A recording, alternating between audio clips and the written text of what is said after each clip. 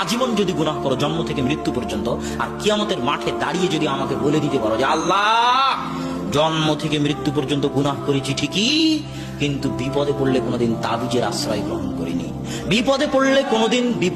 কোনোদিন জিন পীরের আশ্রয় গ্রহণ করিনি, বিপদে পড়লে কোনোদিন মাজার দরগায় যায়নি, কোনো দিবস, কোনো স্থান, কোনো কাল, কোনো পাত্রকে আলাদাভাবে সম্মান করিনি, সেটা শহীদ মিনার হোক আর যে দিবসই হোক সেটাকে আলাদাভাবে সম্মান করিনি। যেমন হিন্দুরা করে শিবলিঙ্গের সম্মান, যেমন হিন্দুরা করে বটগাছের সম্মান, যেমন হিন্দুরা করে গঙ্গা নদীর সম্মান, এরকম আলাদা কোনো দিন, জন্ম দিবস হোক, মৃত্যু দিবস হোক, আলাদা কোনো দিনকে, আলাদা কোনো স্থানকে, আলাদা কোনো কালকে আল্লাহ সম্মান করিনি। এইভাবে যদি আপনি বলতে থাকতে পারেন আল্লাহর সামনে